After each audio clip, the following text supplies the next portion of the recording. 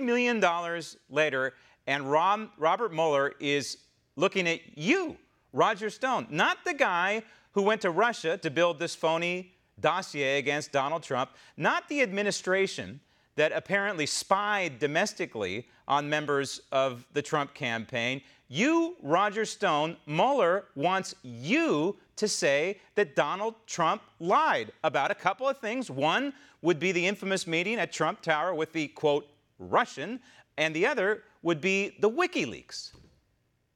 Yeah, Graham, I think most Americans have figured out that the entire Russian collusion delusion is a purposeful attempt to divert attention from the illegal use of the power and the authority of the state through illicit FISA warrants to spy on Donald Trump's campaign and the activities of the Obama FBI to infiltrate Donald Trump's campaign to plant evidence of faux Russian collusion.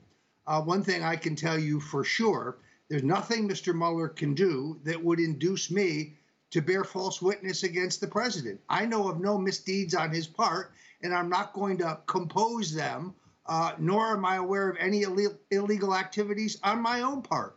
If I send you an email and say, Graham, I want you to rob a bank, but you don't rob a bank, are either one of us guilty of bank robbery? The answer, of course, would be no.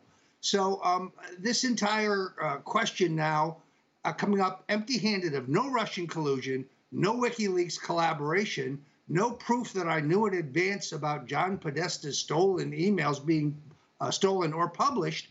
We're playing word games where we're trying to trap you in some kind of perjury trap, but I have not perjured myself. Now, correct me if I'm wrong, Roger, but the Mueller team has not reached out to you yet directly, as far as we know. You tell me if I'm right or wrong about that, but that's number one. Number two, it's obvious that people around you in your orbit are being targeted. So how do you quantify the situation right now for you? Well, I have not heard from Mr. Mueller, nor have my attorneys. I think it's fair to say that they squeezed my old partner, Paul Manafort, very hard, but he knew of no wrongdoing on my part. They clearly squeezed poor 72-year-old Jerry Corsi, 40 hours of interrogation for an old man. And he also knows of no misdeed on my part. He's incorrect about a couple things, but none of them constitute criminal activity anyway.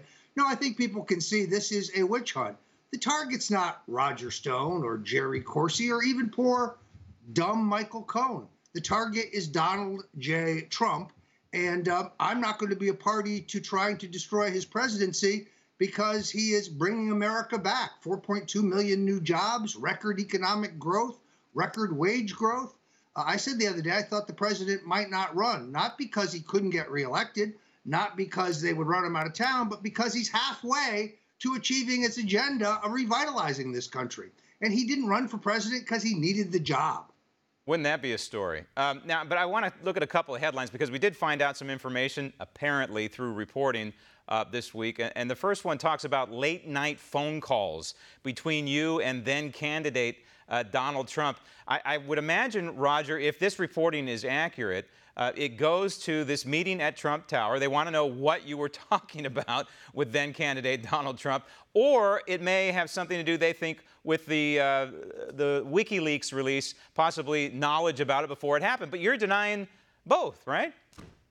First of all, let's recognize that Donald Trump and I have been friends for 40 years. He was at my wedding. I was at two of his weddings. I attended the wake and the funeral for both of his parents, who I knew very well. I have great affection for the president and his family. As you know, Graham, I wanted him to run for president in 1988. Right. Then again in 2000, then again in 2012, and then finally in 2016. It's always been my policy not to characterize the content of private conversations between candidate Trump, private citizen Trump, candidate Trump, or President Trump, and myself.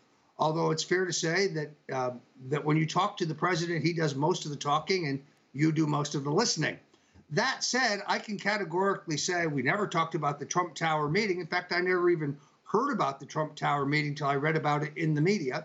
And no, I know this disappoints the Washington Post enormously, but we never discussed the WikiLeaks disclosures either. And there's no evidence to the contrary. So again, a witch hunt. in which the Washington Post makes me appear far more important than I really am. Want to see more videos like this? Click on the link below and subscribe to One America News on YouTube, and call your cable provider and kindly demand that One America News is added to your lineup. Call and subscribe today.